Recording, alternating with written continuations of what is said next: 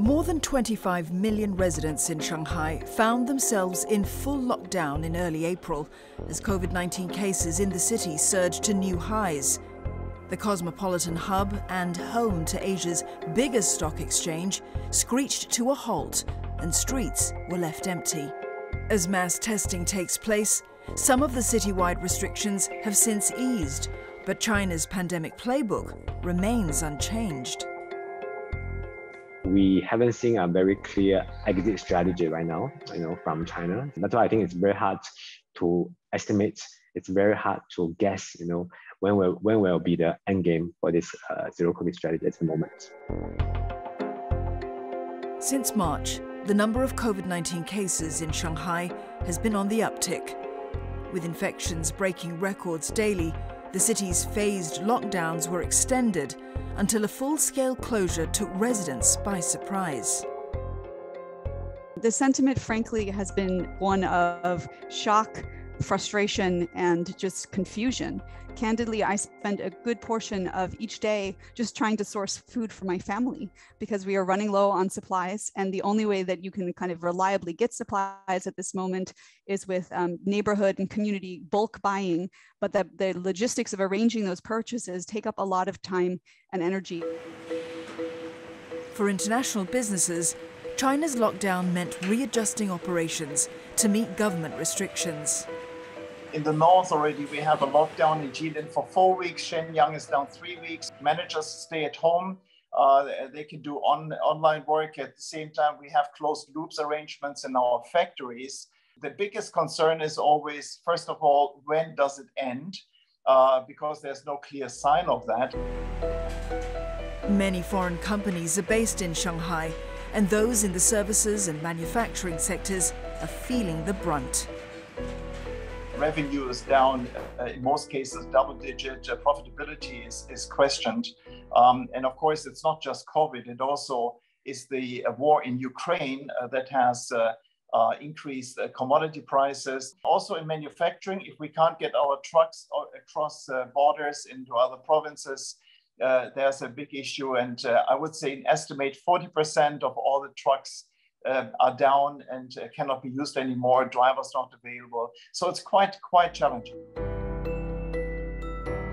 To quantify the cost of China's lockdown, a group of researchers from Chinese and American universities looked at city-to-city truck flows. Their study shows an 8.6% reduction in China's real GDP if full-scale lockdowns are imposed in 4 big cities for a month. In Shanghai, household consumption as a share of GDP is higher than the national average. So we estimate that lost consumption alone will cost 3.9% of Shanghai's annual GDP in 2022, which translates into a 0.15% direct drag on China's growth for this year. Experts say hitting China's 5.5% growth target this year will be a challenge, but infrastructure spending could play a part.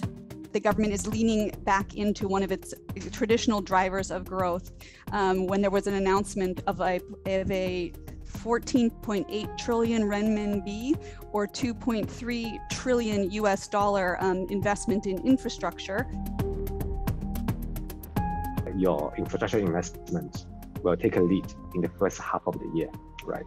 Then followed by the stability of your property markets around the middle of the year. And then hopefully by the middle of the year, you can contain the virus, everything back to normal. Then in the second half of the year, your private consumption starts to recover. The Shanghai port is the busiest in the world. Bottlenecks there could have ripple effects, not only for China, but for the global supply chain. Everyone is watching it because these containers, we are seeing a lot of them being stuck right now. They are actually running out of space inside the ports because the shortage of drivers is very real. And some of our customers are jittery because we do not know how this impact is going to trickle down. So we probably will be keeping a very close lookout over the next 2 to 3 months. Haulio is a Singapore-based digital platform that helps shipping and trucking firms transport containers from port to warehouse.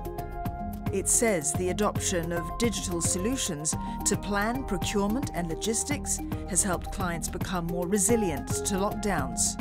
Because of the shortage of drivers in China itself, the haulage prices, because of the lack of capacity, a lot of shippers and customers are actually eager to get their boxes out of the ports. We have seen some temporary increase in terms of prices.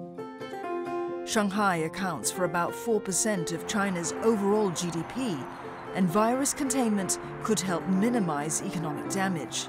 So if we can stop the virus in Shanghai, but make sure your Jiangsu province, your Zhejiang province still can operating, I think then the impact may not be so significant, right? So in the end, there was a lot of, replacement effect.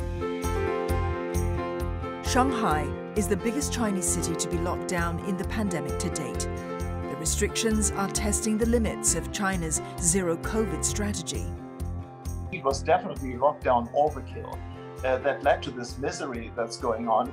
And again, we all worry that this might be replicated elsewhere. And again, it really needs some rethinking about who do we want to protect. You have to have a booster. You have to live with COVID. It needs a rewiring in attitudes. The KPI at this stage is clearly zero tolerance, and that's what hurts the economy.